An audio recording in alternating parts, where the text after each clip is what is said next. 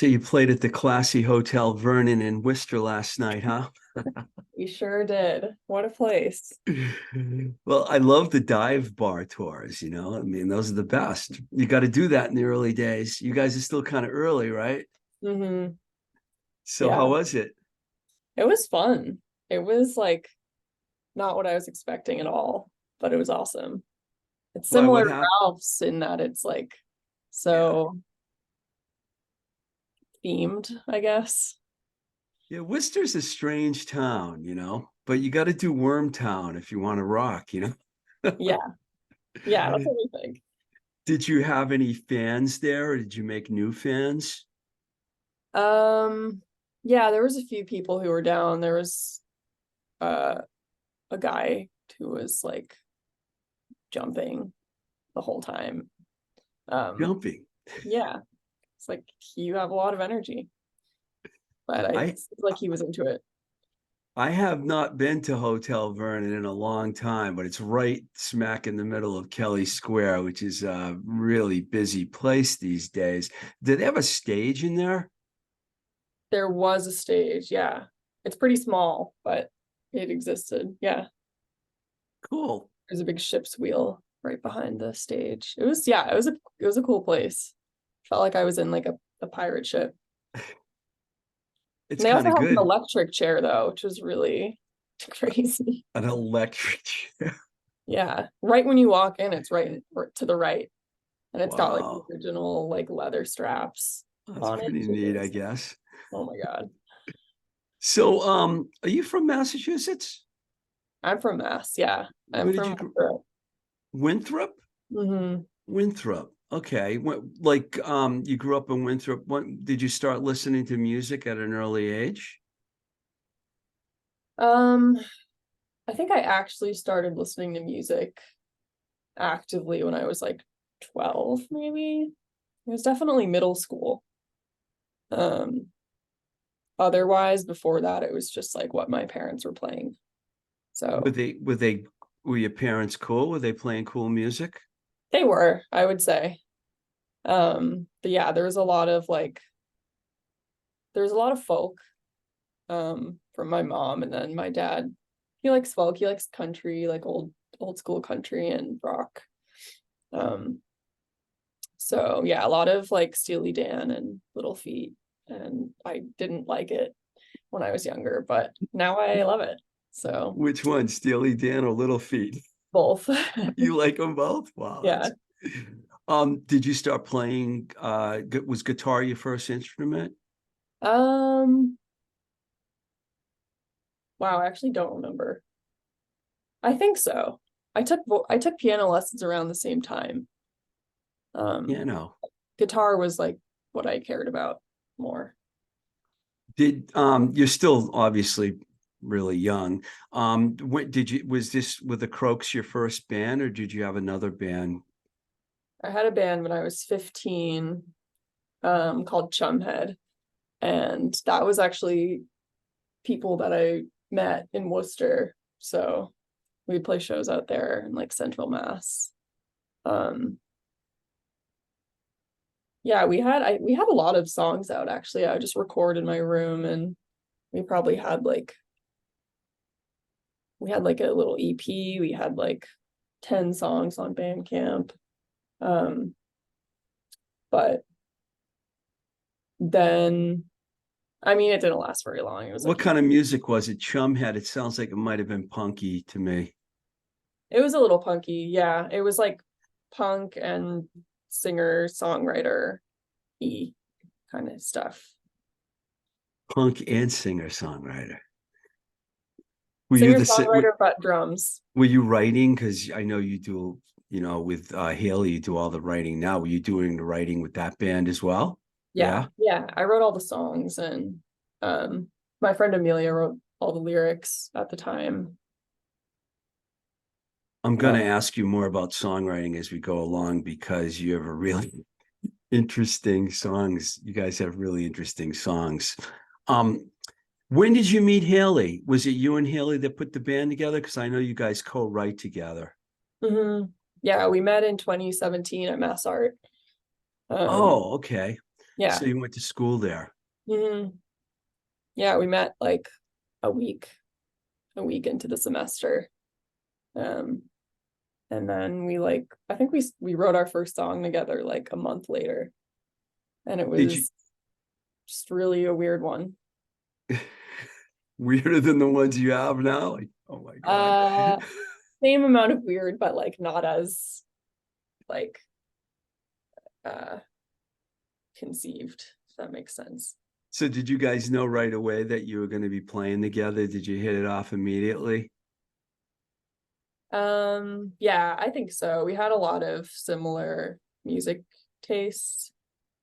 And I was like, wow, like a girl who plays guitar. That's like finally. Yeah, she comes from a rock and roll household, no doubt about that. Mhm. Um, did you when you guys started writing together, did you have an idea of what direction you wanted to go in as far as like you said you had similar music tastes? What were the music tastes that you had? We both like old school rock. I think we bonded over that first, like the Who and the Clash. Um, Real old. yeah. Uh, and then some newer stuff. Like we both like this guy Richard Dawson, who has an album about medieval archetypes. And I think that really like did a number on our psyches. So we just kind of like Medieval architect archetypes, like every song is archetypes. about a different role you could have in medieval society.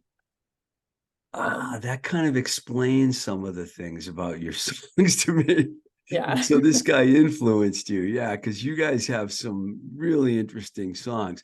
Um, talk about the Croaks. I mean, the people that you have in the band now, is this the band that you put together from the beginning, or have you gone through some personnel changes? Yeah, we've gone through a lot. We are when we met, the band we formed was called Rat Slap, and at first it was just the two of us, and then we brought in Haley had a band from high school that was still sort of active, so we brought in her drummer Dan, and so then it was three of us, and then we like brought in a keyboardist that we met at Mass Art. Um, and then like after a while, COVID hit, and um, Dan moved to Canada, and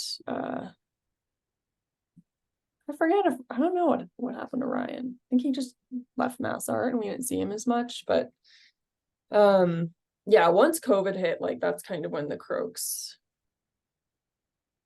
really became a thing, because I think that's when we were like, oh yeah, we want to do like medieval folk rock, because before it was like power pop, I guess. Medieval folk rock. Yeah. Okay, that's the genre. Um, talk about the songwriting process. Did you and Haley wrote all the songs, right? How do you write? Does she do music, you lyrics, or vice versa, or together? We usually write like full songs separately and then bring them to practice. Um, there's a couple that like there's a new one we're working on where I wrote the riff and then she wrote the lyrics.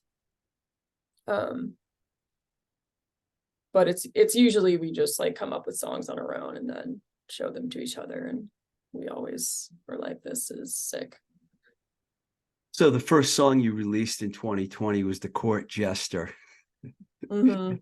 A jester, court jester, fool, or joker was a member of the household of a nobleman or a monarch employed to entertain guests during royal court. I don't have that memorized. I just was curious when I was listening to all your music where you came up with this, because it's kind of a bizarre tune. Please tell us about this. Um, at the time I was writing a lot of poetry because I had nothing else to do, because it was like COVID had just hit. So I was just like writing all day, and I was reading a lot of medieval poetry, like Gawain, that kind of thing. So I think that like imagery was already stuck in my head. And it just, yeah, I don't know, it just happened. I was also trying to play in different modes. So I was like playing in different modes and playing in different tunings, which made doing the medieval thing like I don't know, something just clicked because of what I had put my guitar in. How did you decide to bring the violin into it? Um, I don't know, it just felt right. I think Haley and I wanted to have a hurdy-gurdy or some sort of sound like that, but our stand-in was to have a fiddle doing droning. A hurdy-gurdy sound. Yeah. Is that a Donovan reference you're making there? No, does he talk about hurdy-gurdies? Oh no, he has a song called Hurdy Gurdy, man. That's why I thought I'd never Oh, heard anybody even use cool. that expression before. What's your definition of hurdy? I feel like I'm gonna end up being the dumb one here first. What's a hurdy gurdy? It's a medieval instrument. It's like I don't even know what type of instrument it is, but they're really expensive. They're like nobody makes them anymore, obviously, but yeah, they just make this really cool drone. And I think you might have to crank it because it's not a pump. But Interesting. yeah, sounds awesome. You always think you know everything, but you don't.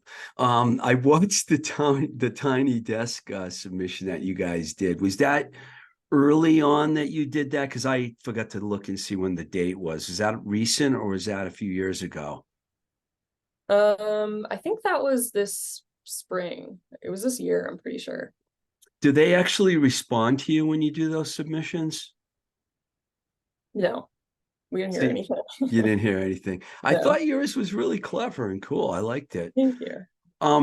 Okay, so after that you released the Court Jester single on Bandcamp, you didn't really do you didn't put anything out until, and correct me if I'm wrong, Cuddy Hunk Isle, June 2023, which is, this year. Was it because of the pandemic that you kind of were in a standstill mode? Um, yeah, pretty much. I mean, I recorded that song by myself with help from a friend, and it wasn't with anybody in the Croaks. It was just like, I want to put this song out. And Uh, then, Cuddy Hunk Isle? no, sorry, the Court Oh, Jester. okay. Oh, I didn't realize that. So you did that one alone. Okay, got it. Yeah, Haley's still on violin, but yeah, like we didn't have a drummer anymore. So like we didn't have the Croaks as a band until 2021.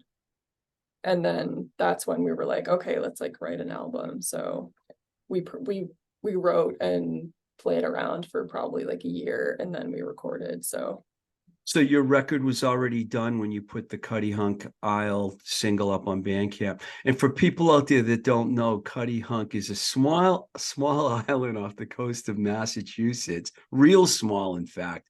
Was your inspiration the island? Had you gone to the island? no, I haven't been there. I went to Martha's Vineyard with Haley and her mom in the summer of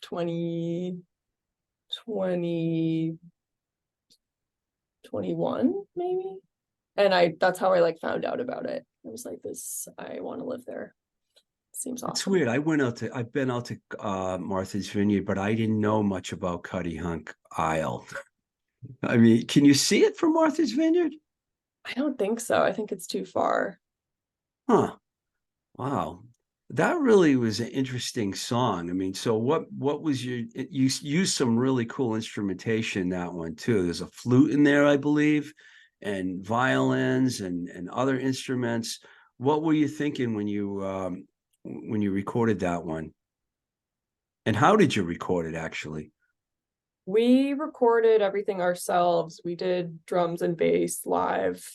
in our bedroom, and then the rest of it was just recorded over the next year whenever we had time. Who's the engineer in the band? Me, and at the time we had a different drummer and bassist, and our bassist at the time engineered the drums. Is that Denver Knuckles? Is that how you pronounce the name? Yeah, Denver's our new drummer. Yeah. And he mixed and mastered Cuddy Hunk Isle. Mm-hmm. I really like that one. I like all your songs, actually. And then a month later, you put out Loch Ness Lady, which is, I believe, the sister of the Loch Ness Monster. Yes. I mean, for people out there that are listening that don't know this band, they're probably taken a bit by the song titles alone, like I was. But I saw the band live, so I experienced it live, which we'll talk about in a second. That one's more of a stripped down rock song. I think it's a love song. Am I right? Yeah, it's like a deranged, obsessive love song. A deranged, obsessive love song. Did you write the lyrics? Yeah. So you're the deranged one. Yes. I mean that in the kindest way possible. I love the time change in the guitar part halfway through. I thought one thing I really liked about that song was the arrangement. Did you guys just come up with these arrangements on your own? Yeah, I had written a demo that had it had both guitars pretty much fleshed out. And then yeah, then as we practiced, we just came up with the arrangements ourselves. And when we were practicing, we obviously didn't have a flute in the band, but I just asked a friend to do it for the recording. Elena Cunningham, right? Alana, yeah. Alana Cunningham. Also there's flute on that one too. Okay, I missed that. So you guys, I love how you use all this instrumentation on all these songs. Where do you say you record a lot of these things in bedrooms and at people's houses and stuff? Do you have a practice space? Yeah, sort of. We practice in Haley's basement. Haley's basement. Yeah. Is that in Boston? She lives in Arlington. Arlington. Yeah. Okay. Got it. Okay, so after that came out, you put your EP out, which to me is almost like an album. And all three of the songs that you didn't redo any of these songs, you used the same tracks on the record, right? Okay. The song that got like I saw you at the Crystal Ballroom because I knew Justine Koval, Haley's mother, so I went there. I didn't know anything about the Croaks. In fact, when I looked at the lineup, I was like, who the hell are the Croaks? Because I knew all the other bands. Yeah. Because, I'm a little older, obviously. And I saw the Bags, Haley's father's band in the late 80s. I actually tried to sign them at the label I worked at. I almost did sign them, but they ended up going to my old label. So when I saw you guys, I was like, who is this? And it immediately got me to the front of the stage and I was captivated. But the song you ended with, which I already played on a new music show, Big Bug, that was so good that I remember going home, finding it and listening to it like 3 times. Now, tell me about that song because it seems like it might be a true story. Yeah, I think it's perhaps like a universal experience. I mean, that's a Haley song. She wrote that in like 2018, maybe, so it's pretty old. And we weren't very old, like, I don't know, she's probably like 20 maybe. But yeah, I mean, we weren't even sure if we were going to use it for the Croaks because it's sort of just like a straight punk song, but we tried to make it a little more medieval sounding in the recording at least. Well, you ended up playing, it was the last song of the night. So usually you like to end your song with something good. And you seem to transform a bit during the song and you jumped into the crowd and I was standing right there and you jumped right in front of me and I was like, oh, and you kind of went into this zone. Does that happen to you a lot Um, when you're playing? I yeah, mean, yeah. I think like I kind of like lose touch with reality. I'm just like in another world. Um, and that song like makes me feral. I like, wow, I like that. It makes you feral. So there's also Who's Comus, which is a cover, Diana. Yeah. Hmm. No, I never knew that song. Where'd that come from? They're like a really weird. Comus is a, I think they're British, British like band. folk, freak folk band from the 70s. Um, yeah, and their arrangements are awesome. And it's like, I think that was another big influence for me and Haley. I don't remember exactly when we started listening to them, but it just felt like the perfect thing to cover. And that was at the time we were like, oh, we need another song for the set, so let's just do this.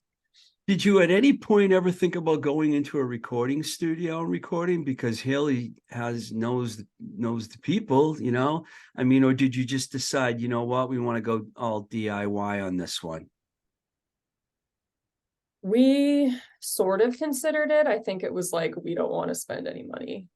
Um, but in hindsight, I kind of wish we had. Well, no, I won't say that. I'm glad we did what we did, but I think next time I'd like to do a studio because it was a lot of work and it's hard to wrangle everybody anyways. But then when it's not like you're just recording over the course of a few days and you're doing it over the course of like a year, it's like it's just such a process. You like to have full control over everything too, don't you? We do, yeah. Yeah, I think we have a really specific vision and sound that we want. Can you share some of your future vision with us right now? Because I'm curious where you're going with this. Um, future wise, I don't know. I mean, I think we're just gonna keep putting music out. I think we are like, as we write songs, we're getting more and more um in touch with the like visual and like auditory aesthetic, I think. Um, and that's really what I mean. I think it's hard to, I mean, I feel like I have big dreams, but Dreams to we're be like trying. in the music business, you mean? Like Yeah, I guess musically? so. Like being able to, I mean, I would love to be able to do music for a living. Um, but I think we're not really focusing on that. We're just trying to like get better and write cool stuff. So you and Haley are like a team in terms of your vision. Yeah, and now we have Haley, I mean, Allie and Denver, who are also really like they really like get it. And um so it's yeah, it's nice that it really is all the four of us. I wasn't, let's talk about the Crystal Ballroom for a few more minutes. I know Haley put that whole show together. When she approached you about having, you know, obviously it was a tribute to her mother. I'm sure you wanted to do it, but were you thinking about what the audience would be like? Because there were a lot of older people there. It was like a more of an older crowd. What was your thought process far as that goes? Was that something that didn't concern you or at all? Or Um no, we were excited about it. I think we were all like, yeah, this will be a good audience for us because we listen to old stuff and like sound like or at least try to sound like bands from the 70s. So we thought it would be a good fit. The only thing for me was like during Big Bug, I was like, should I get down there? Because everybody's like, I don't know, I don't want to like hit anyone and knock them over. I Uh, think it worked. okay, Worked good. for me. Have you ever heard of a band called Fairport Convention? Yeah. I was trying to figure out what older band I could compare some of your sound to, and not musically, but lyrically. I thought about Fairport Convention. Do you find that to be weird, or am I onto something here? No, you're right. Yeah, we love them. You love them. Wow, Yeah. it's amazing because you're like in your early 20s, right? Mhm. And you know Fairport Convention, and they're like an early 70s band. Yeah. Not exactly a commercial band. Bless you. Not No, exactly a not at real all. interesting. Wow. Um, so were you happy at the show? I mean, with the way things went, were people coming up to you throughout the course of the night and telling you what they felt about the band? Yeah, it was really nice. It was really like validating.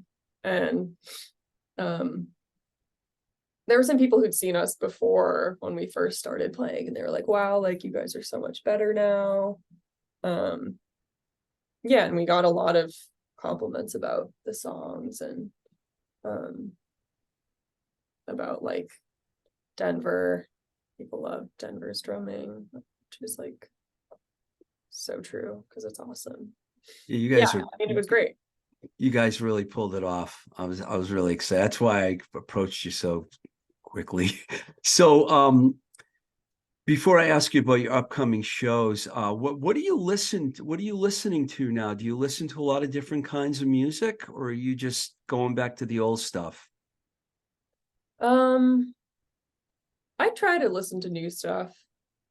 Right now I'm listening to a lot of like female folk musicians, a lot of like British ladies. Like I was listening to Sandy Denny all day actually. There you Uh, go, Fairport. Wow, I can't. I'm just patting myself on the back for this one. What do you think about, like Boy Genius and those, Julian Baker, and because it seems like if you're saying female folk, yeah, yeah, honestly, I have never listened to Boy Genius. you haven't. Don't know what they sound like. I think you might like them. Yeah, I'll have to check it out because I used to listen to Phoebe Bridgers in school and I loved her, but I just kind of like just happens like you like discover someone, you listen to them, then you like move on. Um, but yeah, I'll have to check it out. It seems like you're leaning a little bit in the punky direction at times. Is that like some a direction you might go in, or are you trying to stick with the style that you have happening now? Because it seems like it's almost punk at times.